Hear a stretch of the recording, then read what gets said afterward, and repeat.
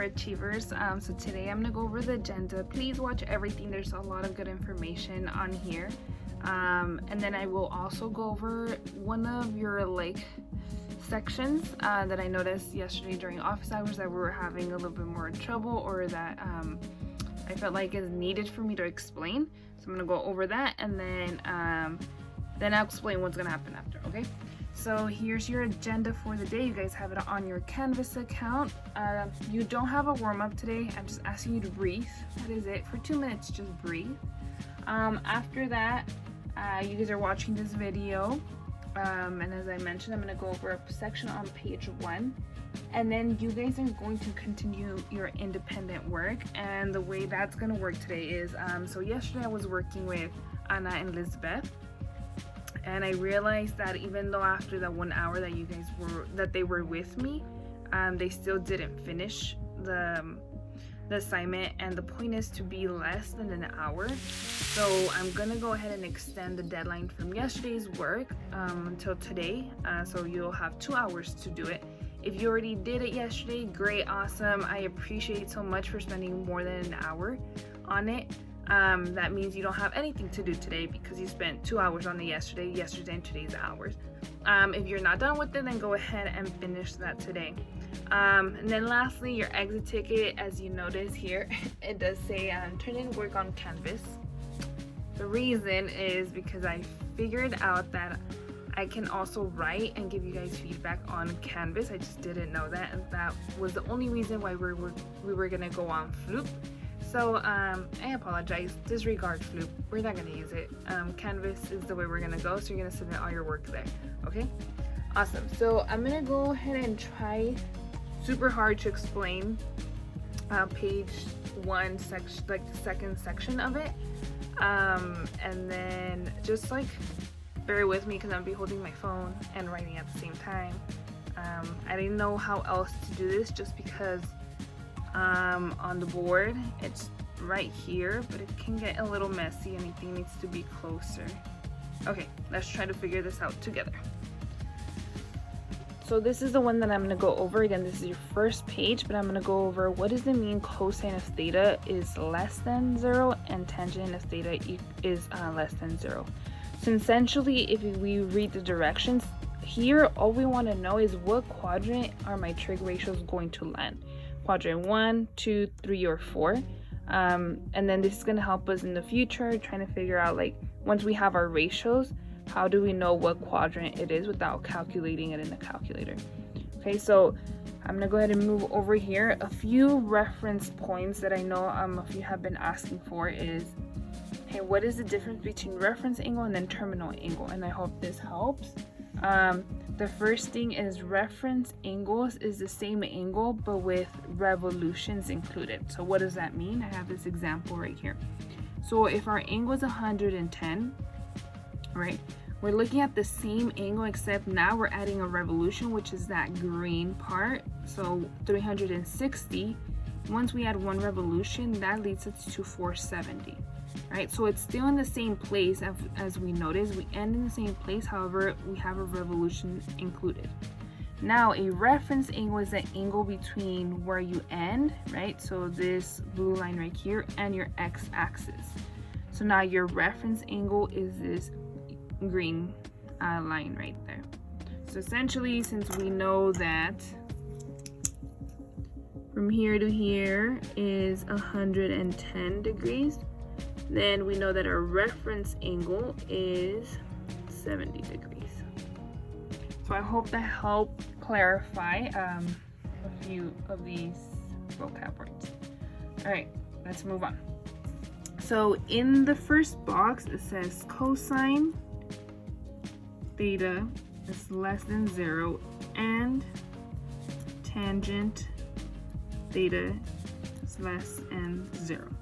Okay, so here you will also be, instead of theta, you will also see alpha, and you will also see beta. So they're just Greek words that are used in math, and this is exactly the same thing as theta. In this case, it just means angle. Okay, so now how do we figure out what quadrant are we looking at when we're looking at this right here? So first, let's take it step by step. Let's work with cosine theta is less than 0. What does that mean? Well, I hope you guys know. If not, I'm going to tell you right now. We have our x and a y axis.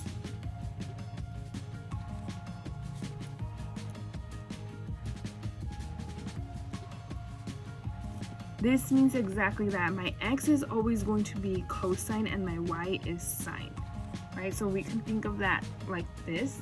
So we know that cosine theta, right here, cosine theta, also means, because of SOHCAHTOA, it's adjacent over hypotenuse, right? And because we know our unit circle already, we also know that adjacent, which is right next to it, is our x-axis, and our hypotenuse is always our radius, right? Now, in order for this x over r to be less than 0, we know that x must be less than 0. In other words, my x are going to be negative numbers.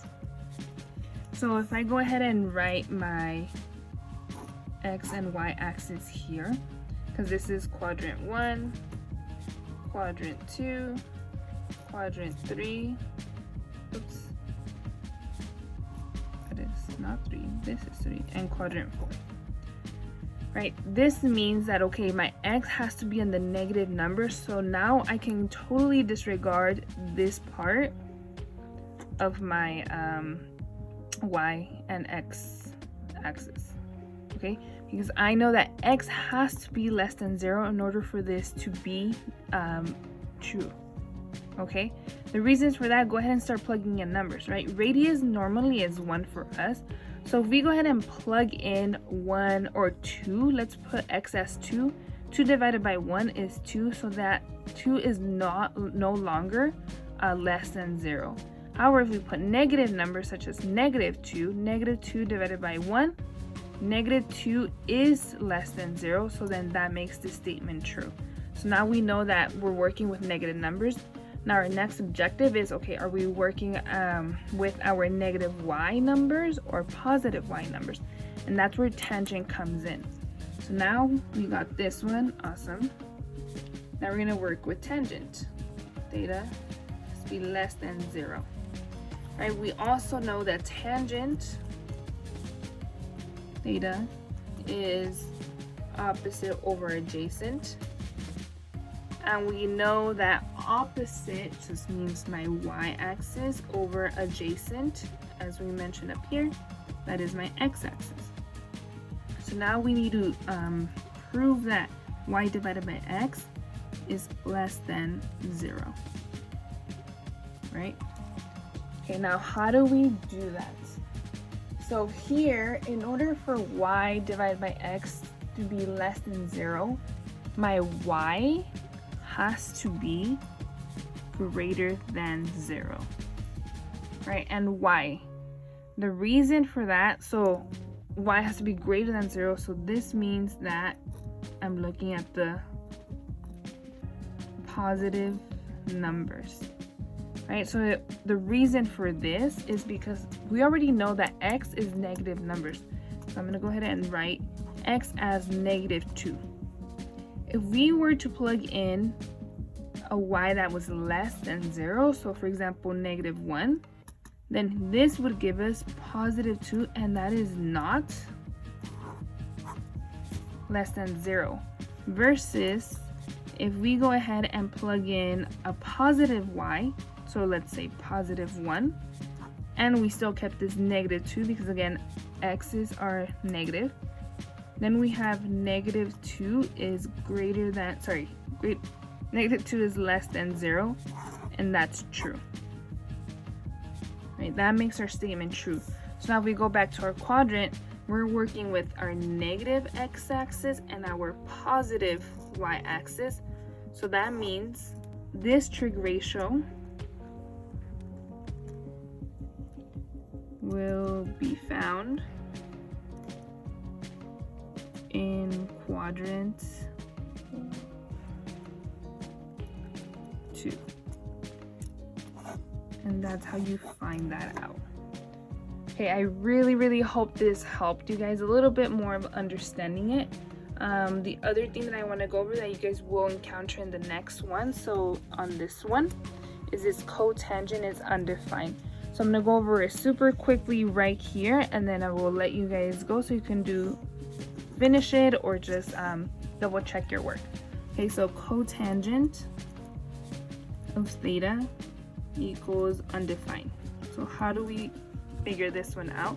Well, we know cotangent just means the reciprocal of tangent, right? So cotangent, reciprocal of tangent theta. If we know that tangent theta is TOA, right, opposite over adjacent, that means that cotangent equals adjacent over opposite, right? And we know that adjacent, because of our past, right, adjacent is my x value, and then opposite is my y value. So here the reason this is undefined is when y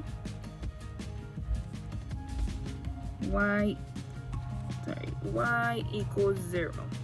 Okay, the reason for this is because if we were to put 0 in the denominator, right, and let's say -2 in the numerator, this is completely, you cannot do this, right? Because -2 divided by 0 does not give you anything. You'll never find it. So this is why it's undefined.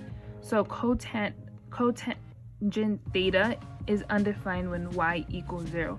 So now this right here tells us that our VA, or our vertical asymptote, is at 0. So now that means we're looking for our numbers that are somewhere right here. So now we need to figure out where my x-axis lies. And that's where you're going to figure that out with cosine theta is less than 0. Alright guys, I really hope this kind of helped. I still have office hours tomorrow at 2. If this makes absolutely no sense, come in and then I'll try to explain it one more time live. Thank you so much for all your hard work. Again, your assignment is extended until tonight, so I hope you guys finish it. Tell your buddies. I know there's some people that are not turning in work, so please like say, hey, how's work, how are you doing, do you need any help, or so on and so forth. I appreciate every single one of you. Thank you so much for listening and for watching this, and I hope it helped. I'll see you later, alligators.